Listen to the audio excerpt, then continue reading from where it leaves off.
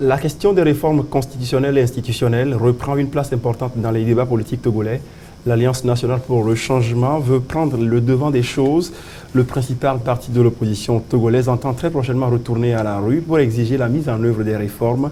La stratégie de la rue peut-elle encore marcher? Quelles sont ses limites? Que faut-il concrètement pour que les réformes telles que voulues par l'ensemble de la classe politique togolaise soient une réalité? C'est autour de ces questions que nous retrouvons dans ce face-à-face avec Maître Isabelle Manavi Ameganvi, députée, présidente du groupe parlementaire ANC à l'Assemblée nationale. Maître, merci d'avoir accepté notre invitation. Merci de m'avoir invité, très honoré de me retrouver sur votre somptueux plateau. Nous sommes flattés.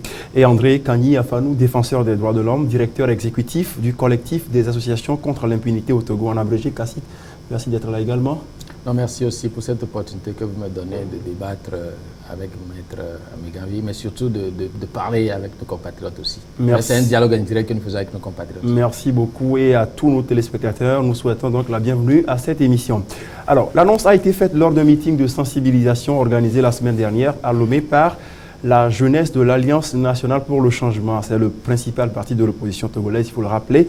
Dans les tout prochains jours, le parti de Jean-Pierre Fabre va reprendre les manifestations pour, dit-il, exiger la mise en œuvre des réformes et l'organisation des élections locales. D'abord, des précisions avec Etonam Kokoroko dans ce récit. Les rues de Lomé vont-elles renouer avec les marches hebdomadaires de l'opposition? Cela ne devrait pas tarder à arriver. À en croire le bureau de la jeunesse de l'Alliance nationale pour le changement, dans un récent meeting de mobilisation, le principal parti de l'opposition togolaise va lancer dans les tout prochains jours des manifestations pour exiger la mise en œuvre des réformes politiques et la tenue immédiate des élections locales. Cette annonce fait suite au renouvellement dernièrement de 11 préfets. Un remaniement que le parti de Jean-Pierre Fabre considère comme le camouflage d'un projet de renouvellement des présidents de délégations spéciales en réalité. On a eu vent que le régime se prépare à nommer encore des délégations spéciales pour un an et dans cette démarche, il tente de vendre ce projet à l'ANC pour un partage des postes au sein de ces délégations spéciales. C'est de l'illégalité et on ne peut évoluer d'illégalité en illégalité.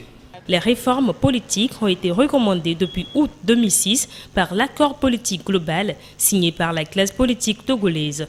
La commission Vérité, Justice et Réconciliation, mise en place en 2009 par le président Faure Gnassingbé, a, dans ses recommandations finales, invité les acteurs politiques à travailler à la mise en œuvre de ces réformes. Malgré les nombreux dialogues politiques, les promesses faites et les insistances de l'opposition, mais aussi de la société civile, la matérialisation des réformes et l'organisation des élections locales ne semblent pas être les sujets prioritaires du moment. Où se trouve la pierre d'achoppement? Faure Gnassingbé va-t-il concrétiser la volonté affichée le 2 janvier? La reprise des manifestations de l'opposition va-t-elle cette fois faire bouger les lignes? Quelle est la formule idéale en faveur de la mise en œuvre de ces réformes? Bien malin qui pourra le prédire. Merci beaucoup à Etonam Kokoroko et à Willy Amouzou pour ce récit. Avant de revenir sur ce reportage, je voudrais que nous nous intéressions un peu à l'actualité politique de notre pays, marquée par ce bruit qui court dans la presse togolaise ces derniers temps et qui fait état d'une possible clôture du dossier des incendies des marchés de Lomé et de Kara. Votre collègue député Alphonse Bogo a été convoqué jeudi par le doyen des juges d'instruction. Concrètement, qu'en est-il? Je crois que c'est d'abord, il faut le dire, c'est un dossier qui est au niveau de l'instruction. Il faut savoir que lorsque le dossier pénal est au niveau de l'instruction, il y a une confidentialité qui entoure le fait. Mais je peux quand même dire, ayant été informé par le député en ma qualité de président du groupe parlementaire de la convocation, mais d'une convocation assez spéciale. Assez spéciale parce que M. Alphonse Bogo est député, mais membre de l'ITIE. Parce que vous savez que dans la composition de l'ITIE, l'Assemblée nationale nomme 2 députés. Un député de la majorité, un député de l'opposition, à l'effet de représenter l'Assemblée nationale donc, au sein de l'ITIE Togo. Et donc, à ce titre, il devait se rendre au Pérou pour la première réunion mondiale de l'ITIE. Et il a eu son ordre de mission au niveau de l'Assemblée nationale, son billet d'avion et tout le reste. et étant sous inculpation et sous conditions judiciaires, devait également obtenir une autorisation de sortie du territoire du juge d'instruction. Et donc, il s'est présenté au juge, muni des documents délivrés par l'Assemblée nationale qui attestent de la réalité de la mission et du but donc, de son voyage. Et c'est là que le juge d'instruction lui dit « Ah, je vous cherchais déjà depuis et que je suis en train de faire le récapitulatif du dossier et que si je ne vous interroge pas, je ne vous délivrerai pas l'autorisation. » Et au final Alors, au final, il s'est présenté puisque bon, son intention n'a jamais été... Il n'avait pas reçu de convocation en fait, en bonne et due forme. Et donc, il s'est présenté avec son avocat le lendemain. Et donc, bon, le juge a fait le récapitulatif. C'est une question de procédure.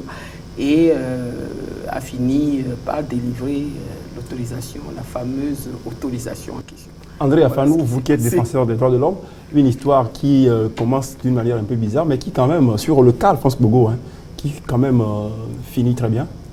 Il a fini par avoir son autorisation. Oui, il faut s'en réjouir, mais vous savez, cette fameuse question des incendies soulève beaucoup d'interrogations quant à la possibilité pour les magistrats togolais, en toute indépendance, de dire le droit. Vous savez, lorsque cette affaire-là a commencé, beaucoup se sont interrogés sur les bases sur lesquelles, effectivement, le magistrat qui est en train d'instruire l'affaire a pu identifier les personnalités. C'est quand même des personnalités importantes. Donc, comment on a pu les identifier? Quels sont les éléments de preuve directs ou indirects qu'on a contre ces personnalités-là? Et pourquoi est-ce que, si ces éléments de preuve existent, pourquoi est-ce que jusqu'à aujourd'hui, ces éléments de preuve ne sont pas brandis pour confondre justement ces personnalités-là? À titre personnel, je pense que notre État a intérêt le plus tôt possible à situer l'opinion sur qui est coupable, qui ne l'est pas dans l'affaire des incendies. Et ce d'autant plus que c'est nos sœurs, c'est nos mamans qui ont perdu beaucoup d'argent dans le cadre de leurs activités au marché. Mais surtout, c'est des personnalités qui, depuis un certain nombre d'années, n'ont plus la marge de manœuvre qu'ils doivent avoir en tant que citoyens pour se déplacer justement pour aller hors du pays ou même faire des activités à différents niveaux. Donc moi, je pense que cette affaire-là, comme bien d'autres, révèle un peu le caractère non indépendant en réalité de nos magistrats. Et ça, si je le dis, je ne suis pas le seul à le dire, au plus haut niveau, moi j'ai participé à des activités où le Premier ministre lui-même, où le garde des Sceaux lui-même a reconnu que nos magistrats ont des soucis pour être véritablement indépendants. Moi j'espère qu'on ne va pas nous distraire encore et que pour une fois, l'instruction va être rapidement clôturée, que ce fameux procès va avoir lieu pour que les personnes qui n'ont rien à faire en prison actuellement, que ces personnes-là soient enfin libérées.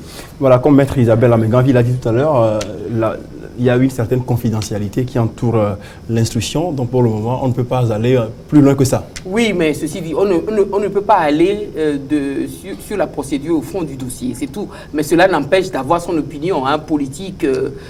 Nous sommes des Togolais et lorsque une affaire remue tous les Togolais, bon, on a le droit d'en parler, bon, toute proportion gardée. Tout à fait. Mais je voudrais juste dire que vous avez dit, bon, finalement, une affaire qui commence mal, mais qui finit bien. Mais non, c'est pas juste sur le cas Alphonse Bogo. Oui, non, je sais. Mais ce n'est pas, ça ne s'est pas bien terminé comme cela, parce que finalement, il y a les militants de l'ANC, puisque vous savez que le député Alphonse Bogo a été élu sur la liste de l'ANC du Grand Lomé. Et donc, bon, ces électeurs, les militants de l'ANC, ont fait nombreux les déplacements du tribunal, parce que il m'a informé de ce que le juge avait voulu le renvoyer à l'après-midi pour qu'il revienne chercher cette fameuse autorisation-là. Mais bon, les militants, ces électeurs ne l'entendaient pas de cette oreille-là, et c'est ça peut-être qui a donné le règlement rapide. Donc c'est une précision que vous teniez à faire. Tout à fait. Alors, on va maintenant revenir sur le sujet qui nous réunit sur ce plateau. Le reportage que vous avez suivi, dans lequel on dit que la jeunesse de l'Alliance nationale pour le changement, du moins son bureau, a laissé entendre lors d'un dernier meeting de sensibilisation que très prochainement, les manifestations de l'Alliance nationale pour le changement vont reprendre. Est-ce que c'est exact, cette information? Oui, mais je crois que le président de la jeunesse a usé d'un jeu de mots parce que l'ANC est depuis toujours dans la rue. Nous n'avons jamais arrêté. en réalité. Parce que le meeting au cours duquel cette déclaration a été faite, c'est dans la rue. Ce n'est pas dans les domiciles ni dans une salle de conférence, ça se passe. Également, l'ANC est partout au Togo. En dehors des manifestations, notamment les meetings de la jeunesse qui ont commencé depuis quelques 2 mois de cela, il y a également les procédures diplomatiques, si je peux les appeler ainsi, la lettre que le président de l'ANC a écrite au chef de l'État pour lui rappeler la nécessité de faire les réformes. Il y a les tournées diplomatiques aussi qui ont été faites par le président, tant à l'intérieur du pays qu'à l'extérieur du pays. Toutes choses qui concourent, qui constituent les activités idoines d'un parti politique. Donc, en réalité, dire que l'ANC va être bientôt dans la rue, moi, je crois que c'est un euphémisme. L'ANC y est déjà, et depuis toujours. C'est peut-être renforcé parlant des manifestations, des marches. S'il faut être précis, c'est peut-être cela qui va reprendre nécessairement. Ça fait partie de la panoplie de manifestations mises à la disposition des partis politiques pour travailler. D'accord. André Afanou, est-ce que vous avez également l'impression que l'Alliance nationale pour le changement est vraiment dans la rue?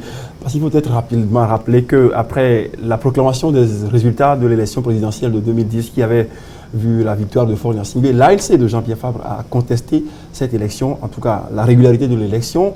L'ANC a marché, si je n'abuse, pendant au moins 3 ans et demi.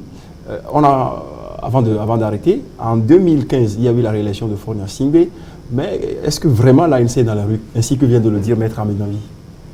Non, moi je n'ai pas... Oui, je pense que l'ANC est dans la rue. Est-ce que vous l'avez constaté?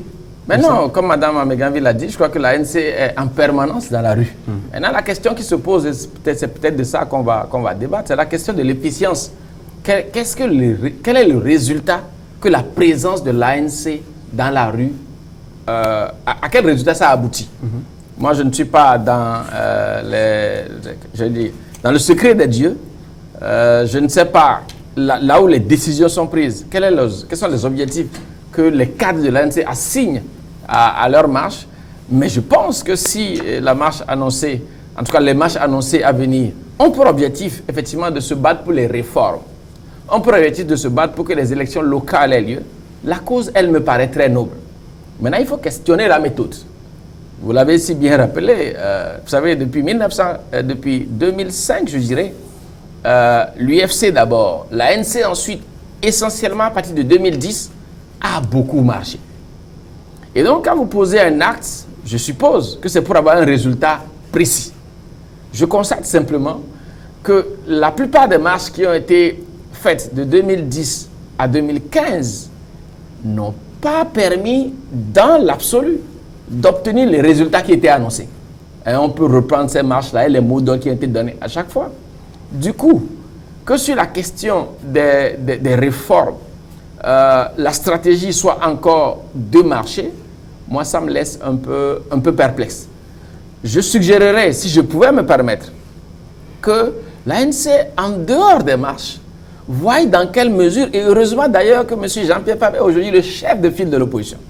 Quand vous êtes le chef d'un groupe, ça veut dire que le minimum que vous avez à faire, c'est de consolider votre groupe. C'est de rassembler les vôtres pour que la bataille soit menée.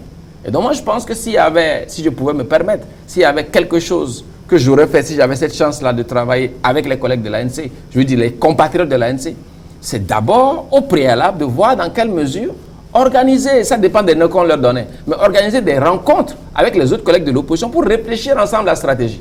Et que si au final, la stratégie est pensée ensemble, qu'elle soit d'ailleurs, souvenez-vous quand le collectif Sauvons le Togo était créé, les leaders nous avaient dit effectivement qu'ils ont fait le point par le passé et ils ont vu que s'ils se mettent ensemble, ils peuvent obtenir des résultats. Donc il me semble en définitive on verra ce que les marches annoncées vont permettre d'obtenir, mais il y a des préalables pour que les marches puissent efficacement produire les résultats escomptés. Donc il y a une question d'efficacité de ces marches-là, Maître Ameganvi.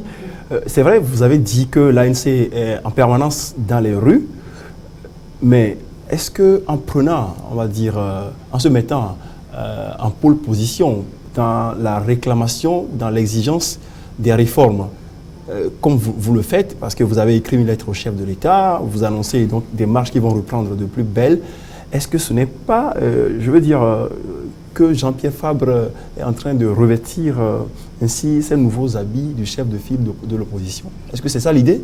Oh, vous savez, monsieur Jean-Pierre Fabre, en réalité, hein, et je crois que lorsque j'étais venu à une émission sur ce même plateau, je l'avais expliqué, n'a pas attendu en fait la prise de ce décret qui est intervenu, je le rappelle, 3 années après le vote du statut même de la loi, hein, dont il est intervenu pour l'application en fait, de la loi qu'il devait rendre applicable.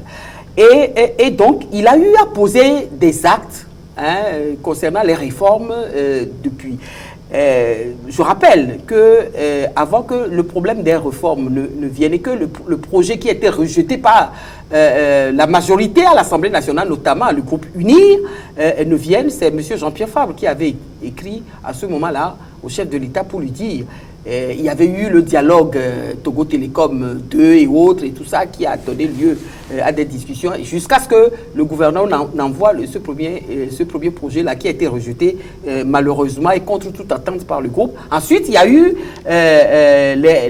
la proposition de loi de révision constitutionnelle de l'opposition, notamment toute l'opposition ANC, ADI, Arc-en-Ciel à l'époque.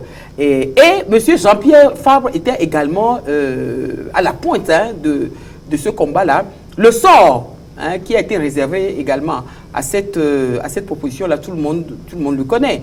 Et donc, ça n'est pas le décret, ce n'est pas le décret qui lui donne la faculté de mettre un nouvel habit. Bon, encore que moi, je ne parlerai pas de nouvel habit si la personne joue le rôle même bien avant que ce décret-là ne soit pris. Mais la personne joue le rôle, mais vos acteurs égaux de l'opposition, certains, vous le contestent là.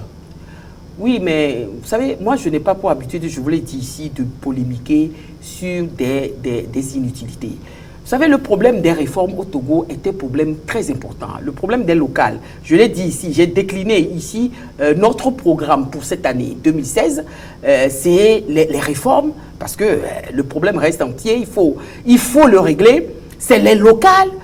À cela s'ajoute aujourd'hui beaucoup d'autres choses. Le renouvellement, on en a parlé dans l'élément qui est passé tout à l'heure, le renouvellement des délégations spéciales, le renouvellement, pour ne pas dire la militarisation des non-préfectures par la nomination des préfets militaires et autres. Donc c'est beaucoup de choses qui sont dans le starting block pour que nous, on perde notre temps à parler de choses inutiles. Moi, André Kagné Afano a également parlé de l'inefficacité, enfin pas de l'inefficacité, mais de l'efficacité de vos marches.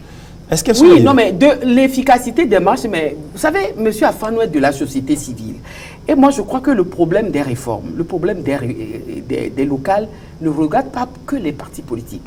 Ça nous concerne tous, Togolais. Qu'on soit militant ou responsable de partis politiques ou qu'on soit de la société civile. Mais sur ce problème-là, je n'entends pas beaucoup la société civile se battre sur ce terrain. C'est vrai que la conquête du pouvoir appartient premier chef au parti politique et nous prenons notre responsabilité par rapport à cela. Je vous l'ai dit, tous les Togolais ont observé comment nous nous battons pour que ces réformes-là se fassent. Mais ce qui me paraît quand même bizarre et contradictoire, c'est que personne ne s'interroge sur la raison pour laquelle, fondamentalement, ces réformes-là ne se font pas. Et ça n'est pas l'ANC qui refuse de faire les réformes, mais bel et bien le parti au pouvoir qui ne veut pas faire les réformes. Bon, André Afanou, les partis politiques luttent pour que les réformes se fassent, mais la société civile, elle est inerte. C'est une accusation de Mme Amegavi.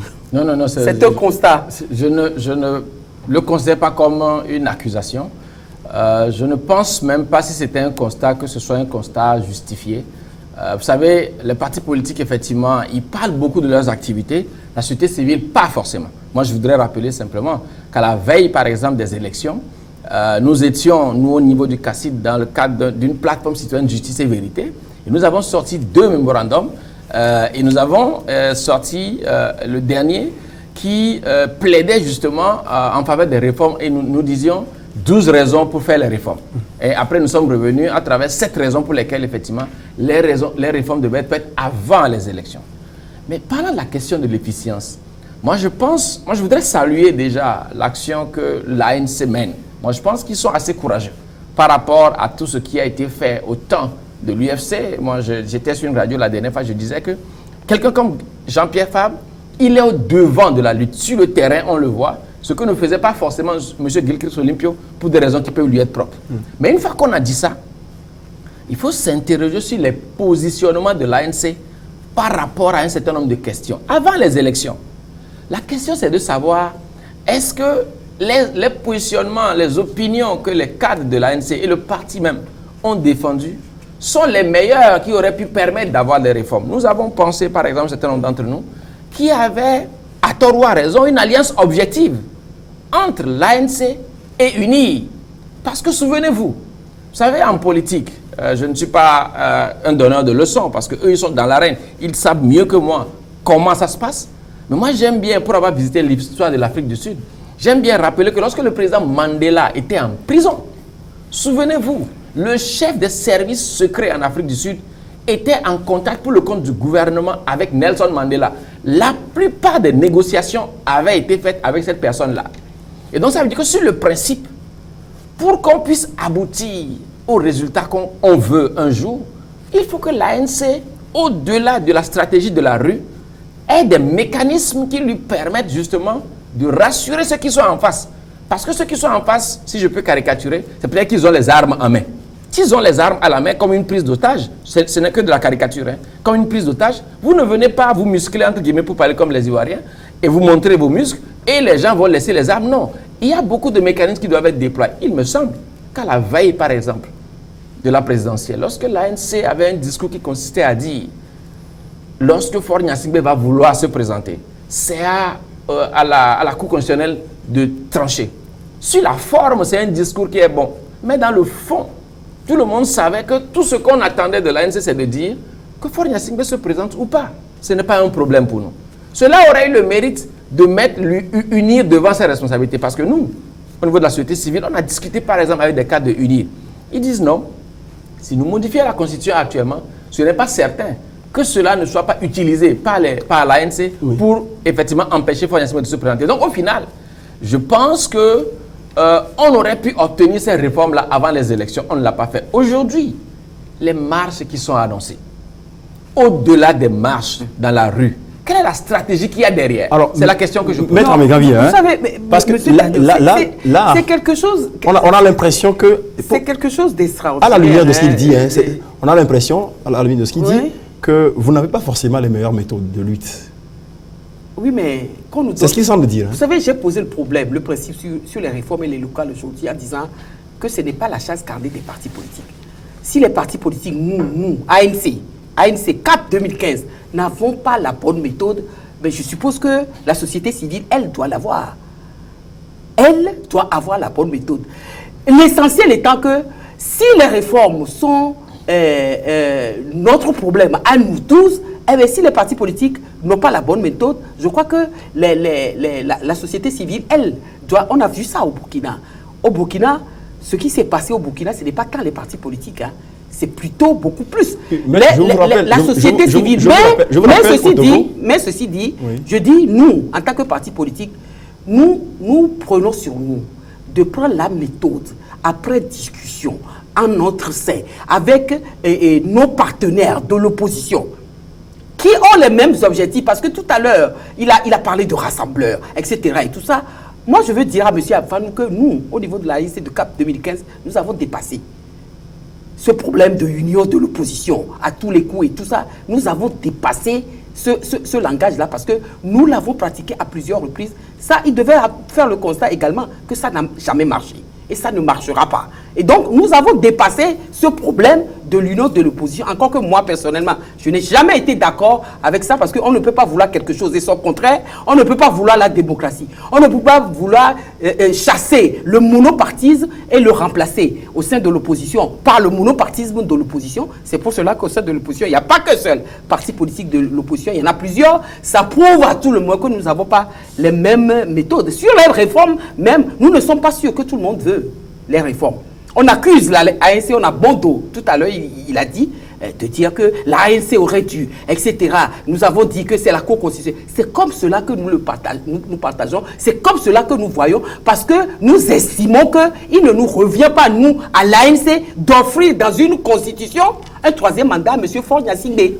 Et que dans une constitution qui est valable pour 6 millions de Togolais, nous n'allons pas régler le problème de ce homme, fut-il chef de l'État, dans la Constitution qui doit rassembler 6 millions de Togolais. Bon, si c'est ça notre tort, mais nous l'assumons et c'est notre point de vue. C'est comme cela que notre parti a vu les choses. Mais ceci dit, notre parti peut se tromper.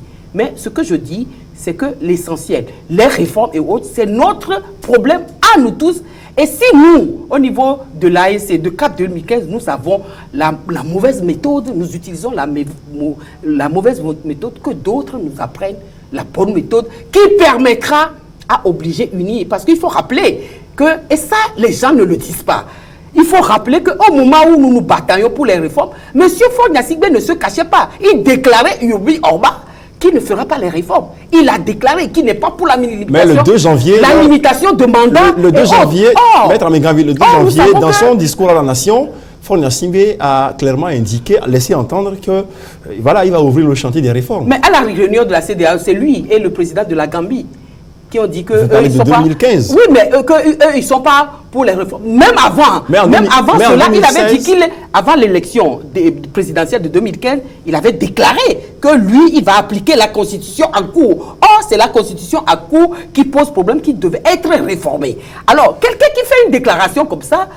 vous devez comprendre son objectif, c'est que, et la preuve, c'est qu'il n'a pas fait les réformes. Mais cela n'empêche pas les gens d'affirmer que c'est l'ANC qui ne veut pas les réformes, quand bien même, il avait dit tout à l'heure, quand bien le CAE a dit qui était dépositaire de la proposition de loi ont quand même proposé à l'Assemblée. J'y étais à la commission. Lorsque ce truc a été proposé à UNI et que UNI a rejeté. Oui, en 2012, on a assisté à ce qu'on a appelé le CST, le collectif Sauvons le Togo, que beaucoup avaient qualifié d'un mélange de genres où il y avait les associations, les partis politiques, certains ont parlé d'une alliance contre nature. Oh là là. Oui, je reprends exactement ce qui avait été dit. Alors aujourd'hui, voilà, Maître Isabelle Amégavi, femme politique, qui dit, si vous avez la science infuse, proposez la leur. Non, deux observations. D'abord, je suis parfaitement d'accord avec Mme Amégavi, l'honorable, pour dire qu'il y a beaucoup de raisons de penser que le pouvoir en place ne veut pas faire les réformes. Je rappelle qu'en 2009, par exemple, le chef de l'État déclarait sur une radio qu'il ferait les réformes avant les présidentielles de 2010. Il ne l'a pas fait. Il y a eu beaucoup d'autres occasions. Prenez l'accord RPT-UFC. Moi, j'estime que cet accord, c'était un accord qui annonçait clairement une feuille de route où après 6 mois, les réformes devraient être faites. Ça n'a pas été fait. Je pense vraiment que la volonté de faire les réformes n'est pas affirmée du côté du pouvoir. Les propres déclarations du chef de l'État, il faut en parler. Je suis d'accord avec vous, madame. Et moi, je suis de ceux qui doutent d'ailleurs des déclarations que le chef de l'État a faites en début d'année, dans la mesure où il aurait pu être un peu plus clair. Vous savez, il a noyé la question importante des réformes dans un débat plus général, à savoir on créerait une commission pour réfléchir sur la situation de la vie politique et tout. Deuxième chose, je pense que lorsque le chef de l'État a dit que son mandat actuel serait un mandat social, moi, chaque fois que j'ai l'occasion, je dis à mes compatriotes, c'est de la distraction. Parce que lorsque nous avons des problèmes de fond dans une maison, et j'utilise l'analogie d'une maison qui est inondée par de l'eau. Lorsque une maison est inondée par de l'eau, vous ne venez pas dire aux gens, je vais vous acheter une télévision écran plasma. Vous leur dites, je vais trouver les moyens pour que l'eau puisse disparaître. Donc aujourd'hui, si en matière de gouvernance, les institutions fonctionnent vraiment et que le chef de l'État s'assure que nous rentrons véritablement dans la démocratie, les investisseurs naturellement vont arriver. Ça, c'est ce que je pense. Mais une fois qu'on a dit ça, je re-questionne la méthode. Mais j'observe au passage, moi je ne suis pas un parti politique. La vocation des partis politiques, je n'apprends rien à madame, c'est de conquérir le pouvoir politique. Ça veut dire qu'au final, quand vous prenez le Burkina Faso, quand vous prenez le Sénégal, la société civile, dans des contextes différents, a pu mener un certain nombre de batailles, mais c'est les partis politiques qui, au final, ont pu justement mener à terme la bataille. Je fais l'analogie encore du football.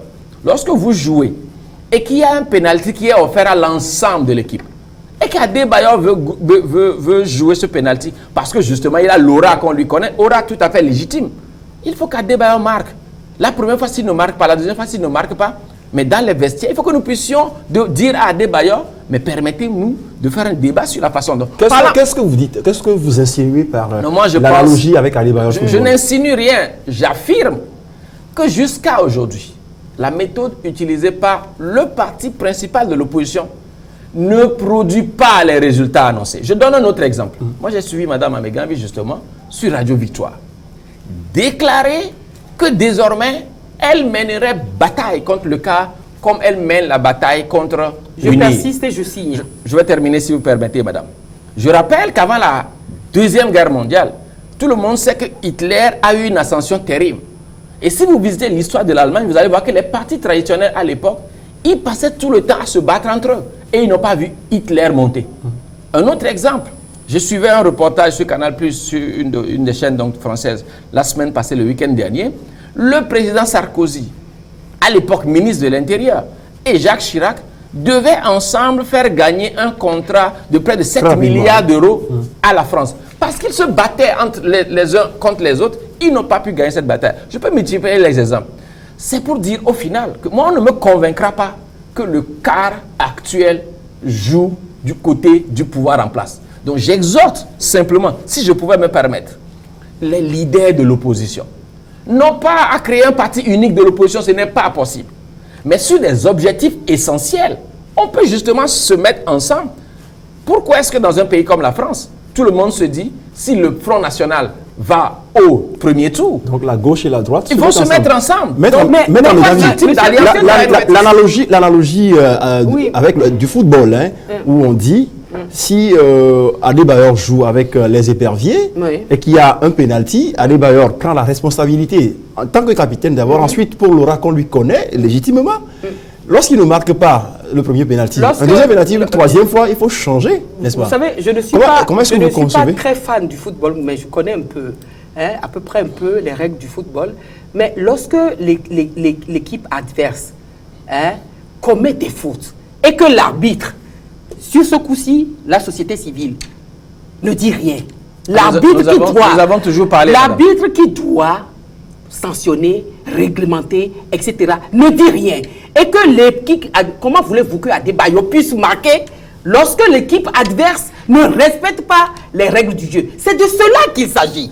Il ne s'agit pas de dire à Adebayor, oui, mais on a tout fait, mais tu as essayé, tu as couru, tu as fait ceci, tu n'as pas marqué, etc. Non, il s'agit de voir tout le jeu. Qu'est-ce que l'arbitre fait? L'arbitre remarque que des deux équipes, il y en a une qui ne respecte rien, qui ne respecte pas l'engagement pris, etc. L'APG, qui ne respecte rien du tout, qui fait des déclarations qui sont contraires aux règles du football. Mais tout le monde dit il faut que Adebayor marque malgré ce comportement de l'autre équipe, pendant que l'arbitre reste là, ne siffle pas de pénalty, ne siffle pas de faute, ne siffle rien du tout et fait le reproche à l'autre équipe de marquer. Je dis que c'est quelque chose. Non. Très bien. Madame, c'est clair que ça ne marchera pas. Oui, Maître Amegambi, vous gardez la parole. André Fanon, on va venir vers vous tout à l'heure, mais vous gardez la parole. Hein. Vous êtes député, pas vous en tant que Maître Amegambi, mais l'ANC a des députés au Parlement. L'ANC, je rappelle qu'il a le plus grand nombre de députés pour l'opposition. Oui, donc c'est l'opposition parlementaire majoritaire. Au-delà de la méthode de la rue, vous qui êtes au Parlement, qu'est-ce que vous avez fait en termes de proposition de loi, par exemple, en matière de réforme, et qui n'aurait pas marché avant que vous recouriez, par exemple, à la rue? C'est une question que je pose un peu. Oui, mais monsieur Dayan, je me rends compte que peut-être qu'on n'est pas dans le même Togo, hein, finalement. Parce que je vous ai rappelé tout à l'heure, hein, le circuit que nous avons suivi. Il y a eu après les accords, le dialogue Togo Télécom 2, il y a eu le projet que le gouvernement a envoyé.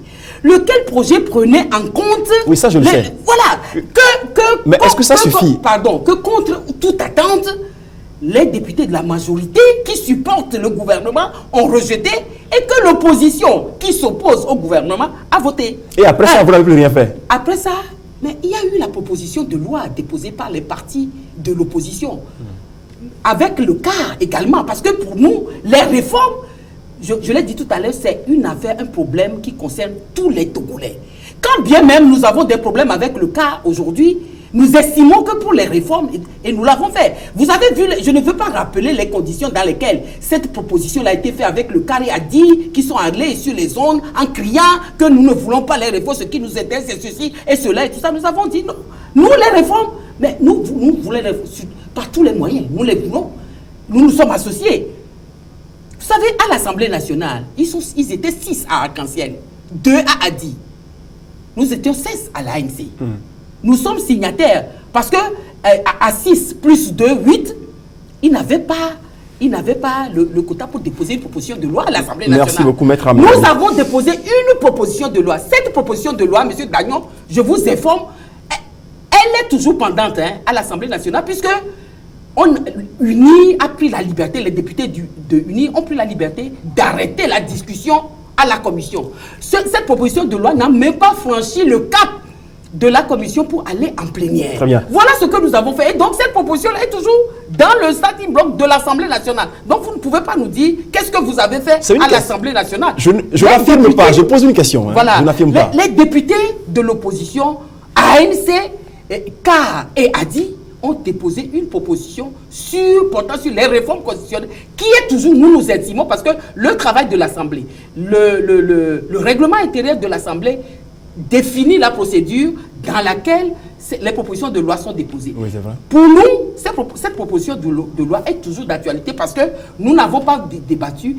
Le texte n'est pas venu à la plénière pour être voté. Les députés de l'UNI ont juste décidé d'arrêter les discussions au niveau de la plénière. L'opposition accuse le pouvoir accuse l'opposition, les politiques accusent la société civile qui renvoie la balle aux partis politiques. La société civile togolaise, qu'on accuse aussi d'être étiquetée, une société civile qui serait politisée. André Fanou, est-ce que ce n'est pas vrai cela? Oui, je suis d'accord. Vous savez, quand on voit l'histoire... Si c'est vrai, comment corriger ça pour que finalement on ait une société civile forte, à l'instar de celle du Sénégal, de celle du Burkina Faso? Non, je pense que les choses vont se faire naturellement au bon moment. On ne peut pas, la société civile, par définition, elle est plurielle. Donc on ne peut pas aller, par exemple, obliger des partis politiques à se mettre ensemble avec la société civile ou inversement. La question qui se pose à nous aujourd'hui, c'est que nous avons en face, effectivement, je crois que vous avez raison, madame, un pouvoir dont la volonté n'est pas évidente. Ça, on n'a plus besoin de le démontrer.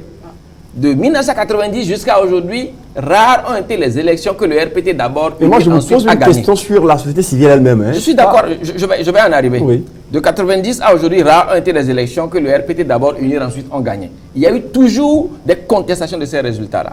Maintenant, au niveau des forces qui doivent se battre pour qu'on arrive enfin à une situation démocratique comme les Burkinabés ils sont maintenant, comme les Béninois le sont et comme le Ghanéen le sont, il faut que les partis politiques qui sont devant, parce que la sociologie de notre pays n'a pas permis aux organisations de société civile d'avoir l'aura que les gens, par exemple, ont eu au Sénégal avec Y'en a marre ou au Burkina. Voilà. Donc, moi, je pense que c'est aux partis politiques de se mettre, encore une fois, sur les causes, pas au niveau de leur structuration, sur les causes qu'ils veulent défendre pour des périodes précises, ensemble, pour que la stratégie puisse C'est ce que nous faisons aujourd'hui. Maître Mengavi, une dernière question. En 2015, il n'y a que 4 partis politiques. Oui, mais 4 partis politiques voilà encore. Qui s'entendent sur les objectifs poursuivis et autres. Ça aussi, il faut le reconnaître, c'est le problème. C'est déjà bon. Vous parlez de CAP 2015 alors qu'on est en 2016. Bon, ça, on ne va pas y revenir. Nous avons décidé de l'appeler CAP 2015 parce que pour nous avons dit alternance. En 2015, un an déjà après l'élection présidentielle. Un an déjà, l'objectif n'est pas atteint. Ça ne veut pas dire que le but poursuivi est atteint et qu'il faut laisser tomber. Est-ce que la rue croit toujours en vous? Vous verrez. Je ne demande pas si vous croyez en la rue. Est-ce que la rue croit en vous? Vous verrez et vous verrez. Bon, je crois que vous avez fait le reportage sur le meeting de la jeunesse tout à l'heure. Nous sommes en train de remobiliser. C'est vrai que j'ai l'habitude de le dire. Ça va être difficile. Hein. L'année 2015 vous a disiez, été... Vous disiez Non, je pense que ça va être difficile par L'année rapport 2015, à tout ce qui est comme occasion l'année ratée. 2015 a été une année d'espoir. Déçu pour les Togolais, il faut le reconnaître. Vous savez, même moi qui suis ici, responsable de parti politique, j'ai reçu un sacré coup. Alors qu'il m'arrive rarement de recevoir les coups. Les coups, je les reçois, mais de plier sous les coups, ça m'arrive rarement. Très bien. Mais je reconnais que moi-même, j'ai reçu des coups et il m'a fallu du temps pour rebondir et j'ai rebondi. Et c'est cela que nous remarquons aussi au niveau du peuple togolais aujourd'hui qui est en train de se... Ayant compris d'où se situe son problème. Ce n'est pas sûr que tous les Togolais aient compris où se situent les problèmes, puisque nous-mêmes de l'opposition, nous avons fait en sorte que le peuple togolais ne comprend pas véritablement où se situe son problème. Maître, sur les réformes, vous savez on quoi? avait fait croire au peuple togolais que c'est l'ANC qui pourrait ne pas avoir. Aujourd'hui, les gens comprennent que l'ANC, pour la non-réalisation des réformes, l'ANC n'y est pour rien. CAP 2015 n'y est Alors, pour maître, rien. vous savez quoi? Bien au contraire. Vous savez quoi? On va devoir vous arrêter là. Oui. André Afanou, merci beaucoup d'être passé nous voir sur ce plateau. Ce fut un plaisir. Maître Isabelle Manavi Amegavi, merci également d'être passé. C'est moi qui vous remercie. Pour être plus concret. Et qui souhaiterait que votre émission puisse être beaucoup plus prolongée que les 40 minutes. Nous verrons tout cela avec la direction des programmes de New World Info. Merci. Voilà, pour être plus précis, c'est André Kani Afanou. C'est bien ça. Kani, hein? C'est important parce que j'estime qu'en Afrique, il faut se faire identifier par ces prénoms-là. Merci beaucoup. Moi, c'est Ambroise Komi Dagnon. C'est parfait. Merci à tous les deux d'être passés nous voir sur ce plateau. J'étais avec André Kani Afanou, directeur exécutif du collectif des associations contre l'impunité au Togo, CACIT, et Maître Isabelle Manavi Amegavi, présidente du groupe parlementaire ANC, le principal parti de l'opposition togolaise. Mesdames, Messieurs, c'est la fin de ce numéro de Face à Face. Merci de l'avoir suivi. Bonne suite des programmes sur New World Info. À très bientôt.